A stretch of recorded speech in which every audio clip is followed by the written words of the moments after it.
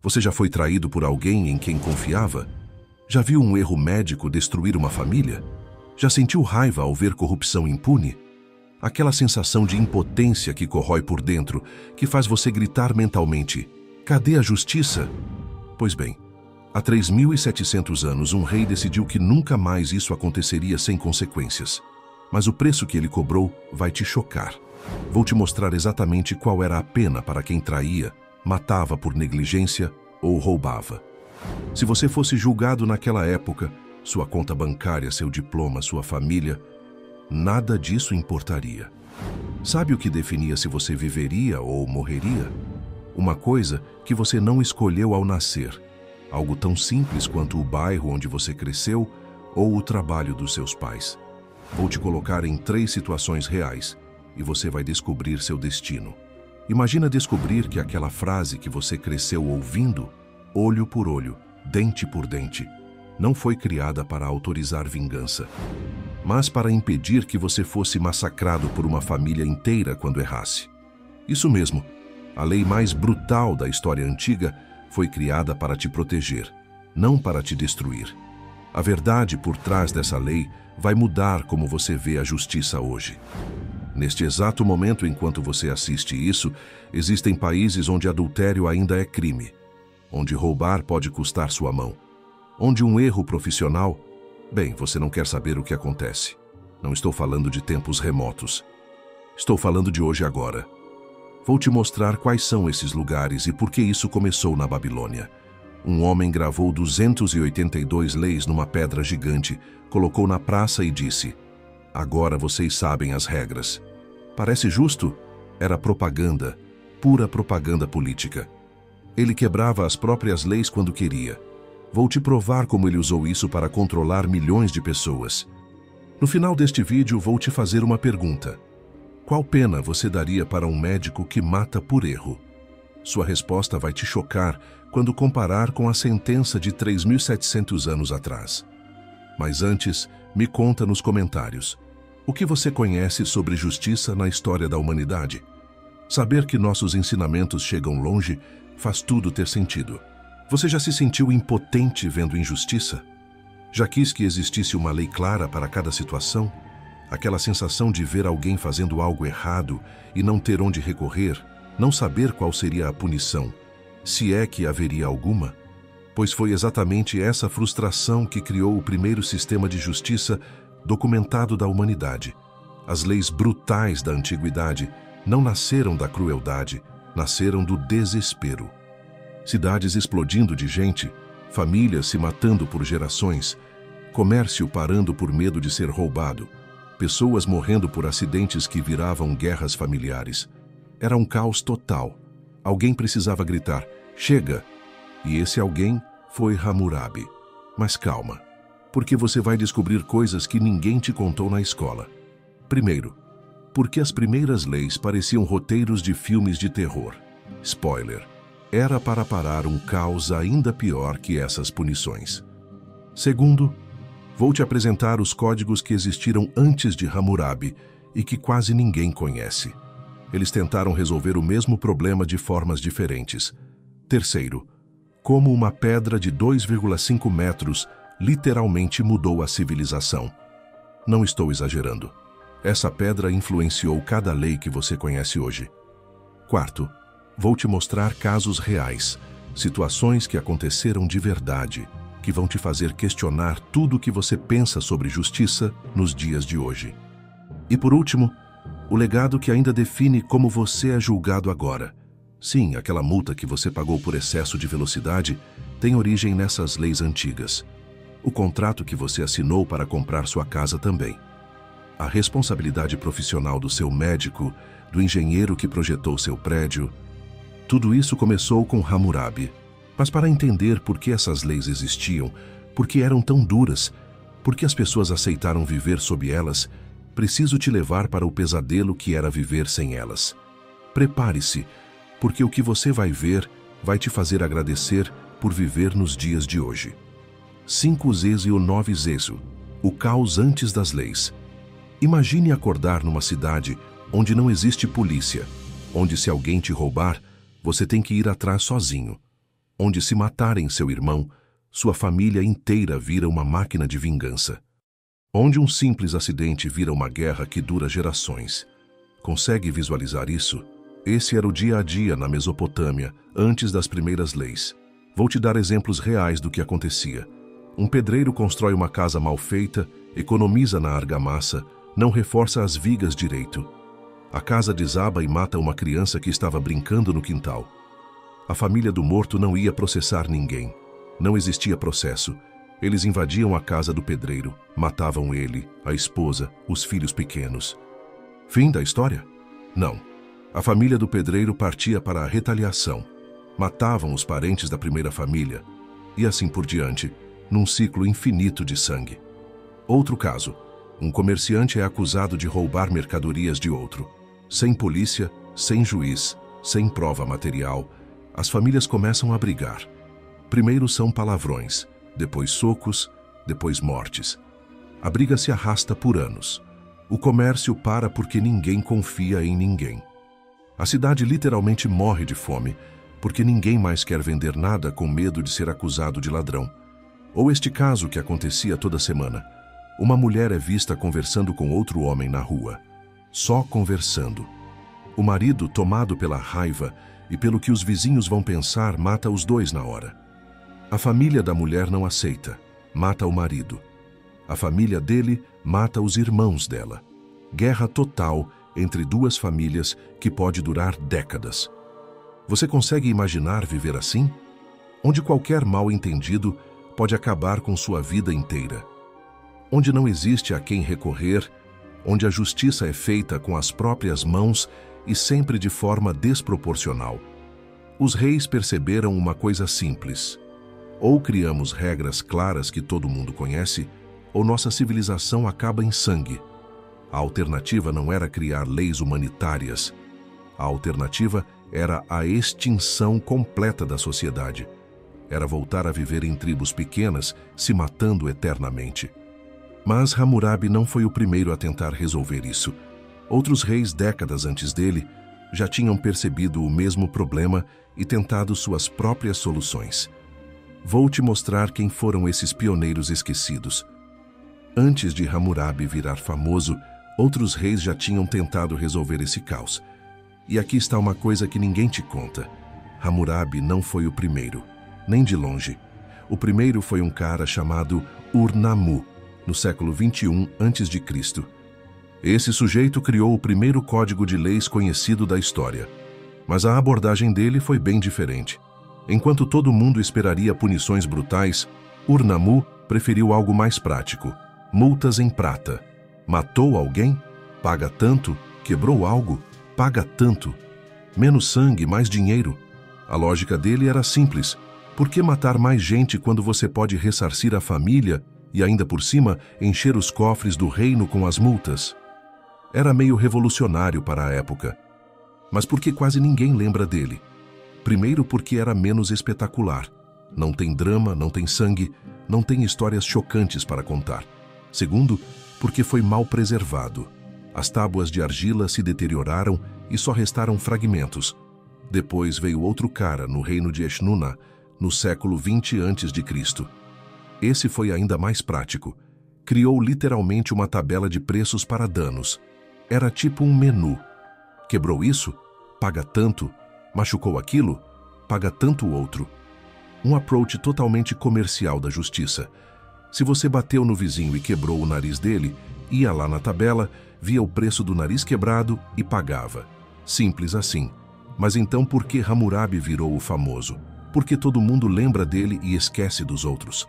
A resposta é uma palavra: marketing. Hammurabi não foi o primeiro, mas foi o mais inteligente. Ele pegou as ideias dos outros, melhorou, misturou punições físicas com multas financeiras e criou o maior outdoor da história antiga. Enquanto os outros escreviam suas leis em tábuas pequenas que ficavam guardadas no palácio, Hammurabi mandou esculpir as suas numa pedra gigante de 2,5 metros de altura e colocou bem no meio da praça principal da Babilônia. Todo mundo via, todo mundo sabia das regras. Ele transformou lei em espetáculo público. E tem mais. Hammurabi entendeu algo que os outros não entenderam. Ele percebeu que as pessoas precisavam acreditar que aquelas leis não vinham dele, mas de algo maior. Então criou toda uma narrativa religiosa em volta do código. Hammurabi não era apenas um rei. Esse cara era um CEO genial dos tempos antigos. Reinou de 1792 a 1750 a.C. e, nesse tempo, consolidou a Babilônia como uma potência. Venceu guerras, fechou acordos diplomáticos que duraram décadas e criou a maior campanha de propaganda da antiguidade. A jogada dele foi genial. Enquanto os outros reis escreviam leis em tábuas pequenas que ficavam escondidas no palácio, Hammurabi mandou fazer algo nunca visto. Uma estela gigante de diorito negro polido com 2,5 metros de altura. Pensa numa pedra preta, brilhante, intimidante, que você consegue ver de longe. Impossível ignorar. Mas o mais esperto não foi o tamanho. Foi o que ele colocou no topo dessa pedra. Uma cena esculpida mostrando ele mesmo recebendo as leis diretamente do deus Shamash, o deus da justiça. A mensagem subliminar era clara. Essas leis não vêm de mim, vêm do céu, não questionem. E onde ele colocou essa pedra? Bem no meio da praça central da Babilônia, onde todo mundo passava, onde aconteciam os mercados, onde as pessoas se encontravam. Era impossível viver na cidade e não ver aquela estela todo dia. Era tipo um outdoor gigante que nunca saía do ar. O conteúdo também foi pensado como propaganda. Começa com um prólogo que é pura autopropaganda descarada.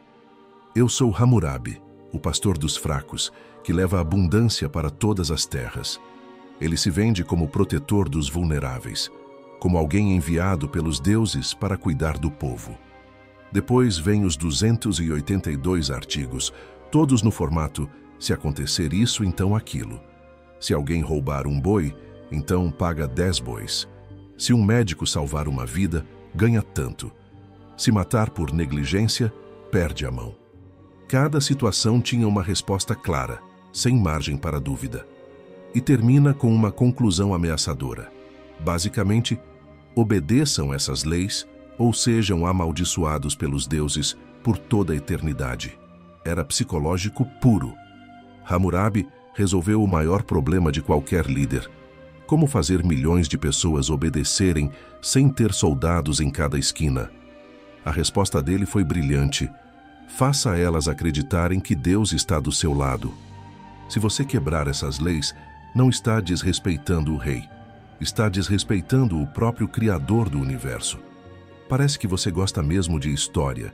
Escreva nos comentários quem você conhece que iria gostar desse vídeo. Mas agora vem a parte que todo mundo quer saber. Como essas leis funcionavam na prática? Como era ser julgado por elas? Prepare-se, porque o sistema era muito mais complexo do que você imagina. 18:25 Como o sistema funcionava. Agora vou te explicar como esse sistema funcionava na prática, e você vai entender por que as pessoas aceitaram essas leis brutais. A lógica por trás da aparente brutalidade era mais complexa do que parece. Primeiro, sua classe social definia completamente seu destino. Existiam 3 categorias de pessoas: os Awilum, que era a elite, proprietários de terra, comerciantes ricos, funcionários do palácio. Esses tinham proteção máxima. Se alguém atacasse um Awilum, a pena era pesadíssima. Depois vinham os Mushkenum, que seria nossa classe média. Artesãos, pequenos comerciantes, pessoas livres, mas sem grandes posses. Esses tinham algumas proteções, mas com penas moderadas para quem os atacasse. E por último, os escravos. Esses não eram considerados pessoas, eram propriedade. Como um boi, como uma mesa. Se você machucasse um escravo, pagava uma indenização para o dono, como se tivesse quebrado um objeto dele. Vou te dar um exemplo chocante de como isso funcionava. Se você, sendo classe média, furasse o olho de um rico, você perdia o seu próprio olho. Talion puro, olho por olho. Mas se você furasse o olho de um escravo, pagava metade do preço que ele valia no mercado. Injusto pelos nossos padrões? Totalmente. Mas era a lógica da época. Pessoas valiam preços diferentes. Segundo ponto, as profissões viviam sob pressão extrema. Um médico que matasse um paciente durante uma cirurgia tinha a mão cortada. A lógica era simples. Perdeu a habilidade, perde o instrumento. Um pedreiro que construísse mal e a casa desabasse matando o dono. O filho do pedreiro era executado. Equivalência familiar. Vida por vida, sangue por sangue. Um barqueiro que perdesse a carga durante o transporte tinha que pagar tudo do próprio bolso. Não tinha seguro, não tinha "foi acidente". Assumiu o trabalho, assumiu a responsabilidade total. Agora vêm os casos que realmente vão te chocar. Adultério flagrante significava morte para ambos os envolvidos. Mas aqui tem um detalhe. O marido traído podia perdoar e salvar os dois. Era uma escolha dele. Se perdoasse a esposa, automaticamente perdoava o amante também. Se você acusasse alguém de um crime sem conseguir provar, você sofria exatamente a pena que a pessoa acusada sofreria se fosse culpada. Acusou alguém de roubo? Se não provar, você paga a multa do roubo. Acusou de assassinato? Se não provar, você morre. Isso acabava com acusações falsas na hora. E quando não tinha testemunhas nem provas, aí entrava a ordalha do rio, jogavam o acusado no rio Eufrates. Se ele não morresse afogado, era inocente, os deuses o protegeram. Se morresse, era culpado. Parece absurdo? Era o CSI da época. Mas aqui está a verdade sobre olho por olho, que ninguém te conta. Não era licença para mutilação, era um limite. Antes dessas leis, se você tirasse o olho de alguém, a família inteira dessa pessoa podia vir e massacrar você, sua esposa, seus filhos, seus pais, todo mundo. Agora a lei dizia, só um olho, nada mais. Foi um avanço gigantesco. O sistema inteiro tinha uma lógica: criar previsibilidade. Todo mundo sabia exatamente qual seria o preço de cada ação. Isso inibia crimes, organizava a sociedade e, principalmente, impedia as vinganças privadas que estavam destruindo a civilização. Era brutal? Sim. Mas era infinitamente melhor que o caos anterior. E agora vou te colocar em situações reais, para você sentir na pele como seria viver sob essas leis. Agora vou te colocar em 3 situações reais, para você sentir na pele como seria viver sob essas leis. Prepare-se porque vai ser intenso. Primeiro caso, você é um médico na Babilônia. Um paciente rico chega com um problema no braço. Você pega seu instrumento de bronze, começa a cirurgia, mas sua mão treme. Pode ser nervosismo, pode ser cansaço, pode ser só azar mesmo. O corte sai errado e o paciente morre ali na sua frente. Hoje em dia, o que aconteceria com você? Perderia o registro médico, pagaria uma indenização pesada para a família, talvez pegasse alguns anos de prisão por negligência. Mas lá na Babilônia, o que você acha que acontecia? Pense por um segundo. A resposta oficial estava no artigo 218 do Código. Sua mão direita era cortada na hora. A lógica era brutal, mas simples. Você perdeu sua habilidade como médico? Então, perde o instrumento que usava para exercer a profissão. Era uma forma de garantir que médicos incompetentes não continuassem matando pessoas. Segundo caso, você é um pedreiro. Um cliente te contrata para construir uma casa. Você, querendo economizar e lucrar mais, usa menos argamassa na base, pilares mais finos, material de qualidade inferior. A casa fica pronta, a família se muda. Alguns meses depois, durante uma tempestade, a casa desaba e mata o filho pequeno do dono. Hoje, o que aconteceria? Você enfrentaria um processo criminal por homicídio culposo, pagaria indenização, talvez pegasse alguns anos de cadeia. Sua empresa seria multada. Você perderia o alvará. Mas na Babilônia, qual seria sua pena? Pense bem antes de responder. A lei era clara. Seu próprio filho seria executado. Não você, seu filho. A lógica da equivalência familiar. Vida por vida, sangue por sangue. O filho do dono morreu por sua negligência? Então seu filho paga o preço. Era uma forma de garantir que construtores fossem extremamente cuidadosos, porque a vida dos próprios filhos estava em jogo. Terceiro caso. Você é um homem casado na Babilônia. Um dia chega em casa mais cedo e encontra sua esposa na cama com outro homem. Vocês são pegos em flagrante, na sua própria casa, na sua própria cama. Hoje, o que aconteceria? Você pediria o divórcio, ela pagaria pensão alimentícia, haveria divisão de bens, talvez uma briga judicial longa. Mas lá o que você acha que a lei determinava? Ambos seriam jogados no rio Eufrates, amarrados juntos para que se afogassem. Mas aqui tem um detalhe importante. Você podia perdoá-la e salvar os dois. Se você dissesse eu perdoo, automaticamente perdoava o amante também e todos saíam livres. Mas se você escolhesse não perdoar, deixava a justiça divina decidir no rio. Agora me responde uma coisa. Qual desses casos te chocou mais? A mão do médico cortada, o filho do pedreiro executado ou o casal jogado no rio? Brutal, absolutamente, desumano pelos nossos padrões, totalmente. Mas funcionava de uma forma que você não imagina. As taxas de criminalidade eram baixíssimas. Quando todos sabem exatamente qual é o preço do erro, quando não existe dúvida sobre a punição, as pessoas pensam muito bem antes de agir. Mas será que essas leis eram realmente tão brutais quanto parecem? Ou será que existe algo que estamos perdendo de vista? Vou te mostrar o que realmente ficou de legado. Agora vou derrubar alguns mitos sobre essas leis antigas e te mostrar o que realmente ficou de legado até hoje. Primeiro mito. Hammurabi criou a primeira lei da história. Mentira. Como você viu, ele foi apenas o melhor marqueteiro jurídico da antiguidade. Pegou as ideias de Ur-Nammu e Eshnunna, melhorou, misturou e criou a campanha publicitária mais eficaz dos tempos antigos. Segundo mito, olho por olho incentivava a violência. Pelo contrário, essa lei limitava vinganças que poderiam ser muito piores. Antes, se você tirasse um olho, poderia um massacre sua família inteira. Agora era só um olho, nada mais. Era contenção de danos, não incentivo à violência. Terceiro mito. Leis antigas eram pura crueldade sem sentido. Falso.